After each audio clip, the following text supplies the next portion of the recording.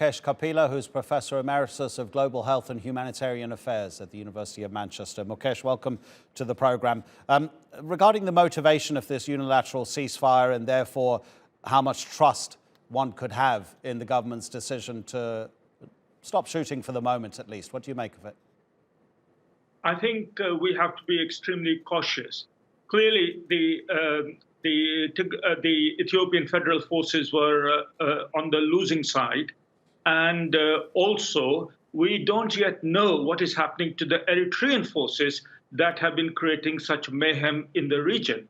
And most importantly, a safe haven has to be created so that the millions in need of life-saving aid can get the succor that they need. So this is not the end of the war. I just hope that it is the first chapter of the solution, which must entail the people of Tigray really getting the assistance and deciding for themselves what they want.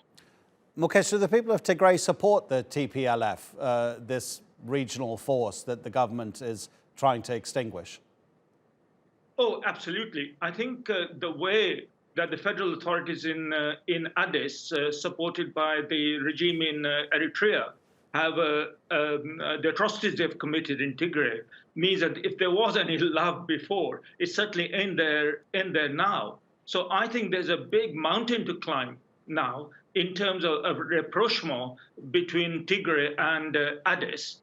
And this, I think, the future will really depend on what happens now in terms of accountability for the crimes against humanity that have been committed already, in terms of the humanitarian aid that can go in without restriction, and in terms of new forms of governance that will need to be created in Tigray and the rest of Ethiopia. Yeah, now those three issues surely cannot be settled until the fighting has been settled. How is it possible? You mentioned the Eritrean forces. Eritrean forces supporting the federal troops of Prime Minister Abiy Ahmed. How is it possible that they together have not been able to gain the upper hand against the Tplf? How is the Tplf that strong?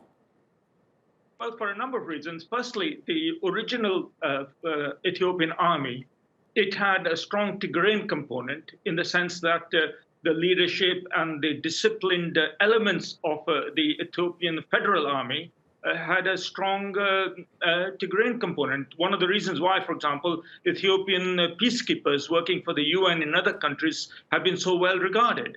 Now, when the fighting started and the government in Addis started on this program in Tigray, some of that discipline was lost and the army turned into basically a bunch of thugs. And we know that the Eritrean army is ill-disciplined anyway, even at the best of times, even though they're pretty potent in terms of the atrocities they commit. And quite honestly, the cause that the Tigrayan Defense Forces were serving no doubt gave them the energy and the impetus, the sense of purpose, against which I don't think the Addis or Asmara forces had any chance at all. Mukesh, really appreciate the analysis. Thank you so much indeed. Mukesh Kapila from the University of Manchester.